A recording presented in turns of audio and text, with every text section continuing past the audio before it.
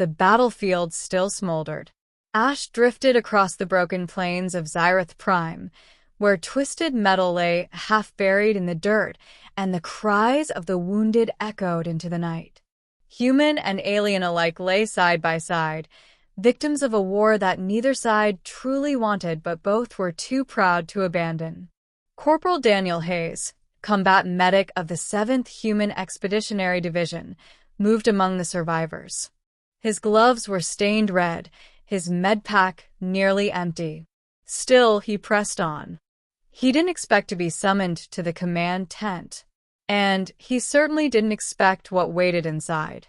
A circle of alien guards, towering reptilian figures draped in crimson armor, stood around a cot. Their weapons gleamed, their faces grim. On the cot lay a young woman, though her presence filled the tent like a storm. Her skin was a sheen of obsidian, faintly glowing with violet veins. Her hair shimmered like liquid silver. Her eyes, when they flickered open, burned with a dangerous light. Princess Kaelyth of the Zarati Dominion. The Vicious Rose, they called her. The alien commander's daughter. Known for her ferocity, her merciless command in battle, and the way she struck fear into both allies and enemies.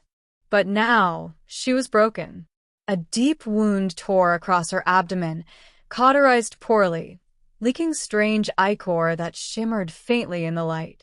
She refuses everyone, the alien commander growled, his heavy crest quivering. Our healers cannot approach without her trying to kill them. She will not let any Zarati near. Daniel frowned. Then why me? The commander's eyes hardened. Because she will not expect kindness from a human. You are expendable. Daniel swallowed but nodded. He knew what that meant. If she killed him, they would simply try again with another. He took a breath, stepped forward, and dropped to one knee beside her cot. Kaelyth's eyes snapped open, blazing like twin stars. Her hand shot out, claws inches from his throat. Another healer, she hissed, voice dripping with venom. Do you think I am so weak I will let you cut me open like cattle? Daniel didn't flinch. He kept his voice steady, low, almost gentle. No, he said. I think you're strong enough to endure the pain. But even the strongest need help sometimes. Her claws trembled. Then, slowly, she drew them back, eyes narrowing. A human medic, she sneered. Your kind started this war. Why would you help me? Daniel met her gaze, without fear. Because you're my patient. For a moment, silence hung heavy. Then she let her head fall back onto the cot, too exhausted to argue further. The wound was unlike anything Daniel had treated before. The edges pulsed faintly, glowing with strange energy that resisted stitching. Each touch made Kaelyth flinch, her jaw tightening, as if she would rather die than show weakness. Daniel worked carefully, explaining every motion as he cleaned and sealed the gash. This will sting, he said softly, but only for a moment. She growled at him, but she didn't stop him. Hours passed. The tent quieted. The alien guards watched with unreadable expressions as Daniel patched the princess together, sweat dripping down his brow. Finally, as he bandaged the last section, he noticed her staring at him. You are not afraid, she murmured, almost confused. Even when I could tear you apart. Daniel wiped his hands on his trousers. Fear doesn't help a patient heal. Her lips curled, not quite a smile, but something less sharp than before. In the days that followed, Daniel was assigned to her permanently. No other medic was permitted near. Kaelyth tested him at first, snapping insults, refusing food unless he sat with her, demanding that he recite human war songs to amuse her. He obliged with patience. She tried to frighten him, too. She would bare her fangs, his threats, and whisper in her tongue about how easily she could end his life. But Daniel never wavered. He would change her dressings, check her vitals, and tell her stories of Earth, of oceans that stretched forever, of mountains capped with snow, of a blue sky untouched by war. One night, as rain pelted the command tent, she whispered, "Do you hate me?" Daniel looked up from his notes. "Why would I?" "Because I have ordered the death of your kind. I have watched humans burn." Daniel sighed. "I've watched Zarati burn too. Hate won't stitch either of us back together."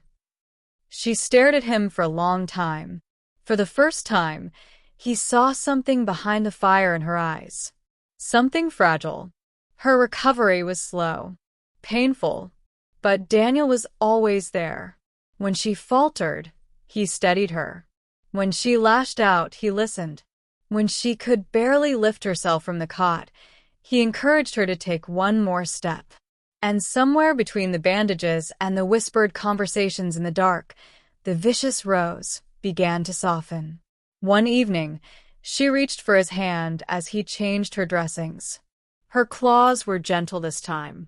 "You should not care for me," she said quietly. "If my father knew how I speak to you, he would." "I don't care about your father," Daniel interrupted. "I care about you." Her breath caught, and she looked away.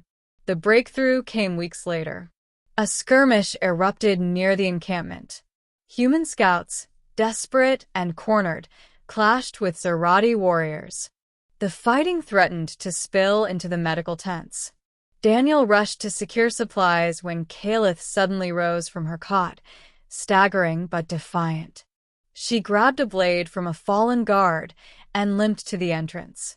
"You'll tear your stitches," Daniel shouted, grabbing her arm. Her eyes burned. Better torn than useless. But when she looked at him, really looked, her grip faltered. Slowly, she lowered the blade. "I will not waste your work," she whispered. "Not after you gave me what no one else dared." The words stunned him. "What did I give you?" he asked. She touched her chest lightly. "Peace."